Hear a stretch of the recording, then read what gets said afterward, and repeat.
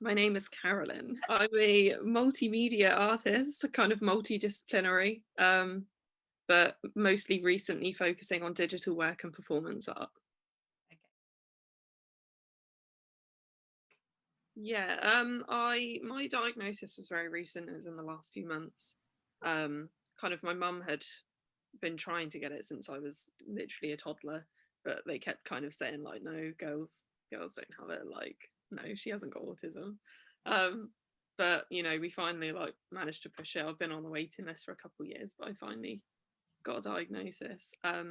But kind of the work is centered around when I didn't have a diagnosis mostly, and having a lot of kind of unhealthy coping mechanisms and not knowing like what's wrong with me, um, and then sort of growing and overcoming those issues and then getting the diagnosis, and it kind of made me understand why I had a lot of those coping mechanisms.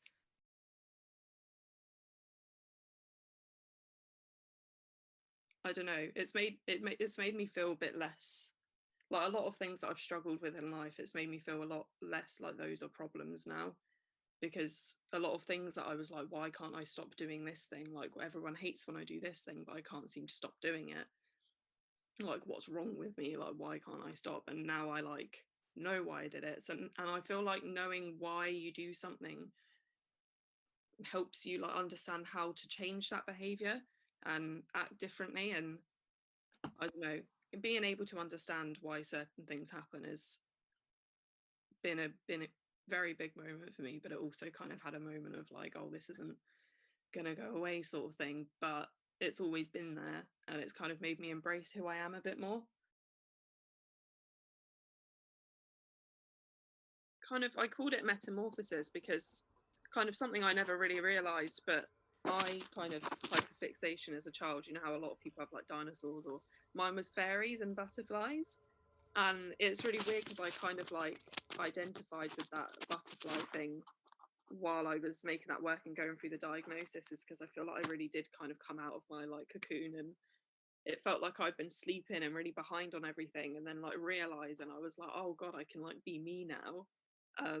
So that's kind of what the title was about. It's just about a butterfly thing. And I don't know, it just kind of made everything feel a bit more full circle, I guess. It's centered around unhealthy coping mechanisms, and kind of my experience of those things, which maybe would be different to a neurotypical person. I think the way I experience things, especially in sensory ways, is a lot more intense. Um, and I've got post traumatic stress disorder, and now knowing that I have autism, it kind of shows that maybe I process things in a different way to what your average person would have. For the last maybe 8 or 9 years has been very much about processing things and confronting like societal issues and kind of issues that most people don't want to see in art. Like my art's always kind of been like, look, people look at it and go, oh, why would you paint that?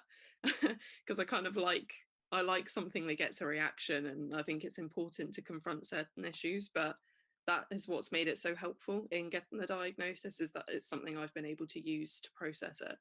So kind of, it's always been to confront things, but it's been helpful that I could use it to confront this, you know?